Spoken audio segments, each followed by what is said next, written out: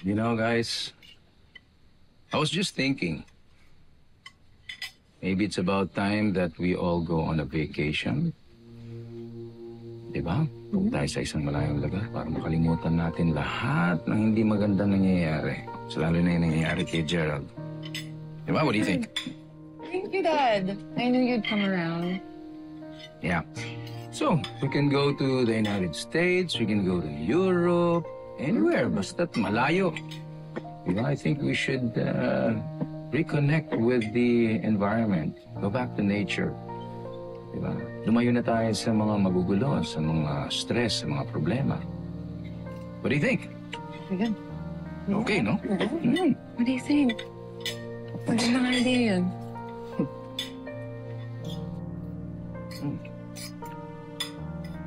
Baka, Gerald, meron ka bang hindi nagustuhan dun sa mga pinapropose ko?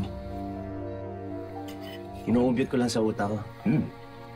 Yung mga gastos natin sa aeroplano, sa hotel, tsaka sa mga pamamasyal. Laki din ah. Sana pala pinahiram nyo na lang ako ng mga panahong nangungutang ko sa inyo. Huwag ka na mag-iisip ng ganyan. Pasalamat ka na lang. Siyempre, ginagawa natin lahat ito para sa'yo. Siyempre, para makarelax ka, makakalimutan mo lahat ng mga problema, makapag-heal ka. Di ba? Ako ba talagang gusto makalimot? O baka naman ho kayo. Gusto nyo magugas ang kamay, gusto nyo kalimutan na kung di dahil sa pagdadamot nyo, buhay pa sana ang tatay ko ngayon. May dahilan kung bakit ko ginawa yon. How do you expect me maniwala sa tatay mo? Pagkatapos ng ginawa niya sa akin noon, wag ako ang sisisihin mo. Hindi kami ang nagtulak sa tatay mo para mag-scam sa mga sindikato. Dinagay niya ang sarili niya sa panganib. Siya ang gumawa nun! Siya ang gumawa ng tira! Akala mo tinutino mo, ha? Alam mo kung ano totoo? Masama kang tao! Dahil kung mabait ka, hindi mo hahayaang mamatay ang ama ng manugang mo at ang lolo ng apo mo! Gerald, kumalma ka nga! Tawan mo si Daddy, please! Tama na, ano ba? So, pagkatapos kitang tanggapin dito sa pamamahay ko at turuin kitang parang sariling anak, itong susukli mo sa akin? Sige. Ako na ang gago. Di tulad mo. Laging tama, laging bida, di ba? Please, huwag ka na sumagot. Bakit? Bawal ba? Ano ba tayo sa bahay na to, ha? Sunod-sunuran dito? Sa lahat ng sasabihin niya, ganun ba? Sa bagay. Ganun nga pala yung ginawa mo sa akin nung humihingi ako ng tulong para sa tatay ko, di ba? Tinabla mo ako eh. Dahil sa utos ng magaling mong ama.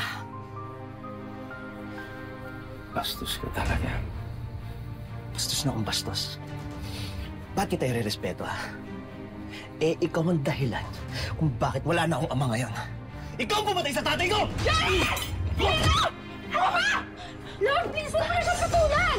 Ma'am, please, huwag ka na gumanti. Nagulat lang si Daddy, please! Pagpasensyaan niyo na! Please, please. Gerald, magtanda ka na sana. Ayokong maging violenteng tao, pero kung minsan, talaga natutulak na ang pasensya ko. Nananahimik ko ako. Kayo dyan ang parang nananadya eh. Pinamumuhay niyo sa akin na mas mahalaga pa itong basyo na to kaysa sa buhay ng tatay ko. Sino ang matutuwaran, ha? Hindi ka lang bastos, wala ka pang respeto. Ano bang gusto mong sabihin? Anong pinagmamalaki mo? Tama na! Tama! Tama na! Yung dati mo pagsabihan mo, Gina. Lagi niya ako pinagsasabihan, lagi niya ako pinapagalitan. Pero sarili niya pagkakamali, hindi niya nakikita. Gina, ilayo mo na yung asawa mo sa akin. Ang asawa mong bastos at balat sibuyas.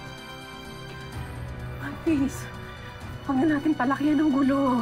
Please, makinig ka sa akin. Makinig ka sa akin, please. Pupunta muna ako kila nanay.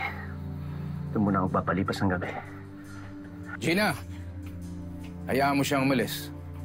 Bayaan mo siya.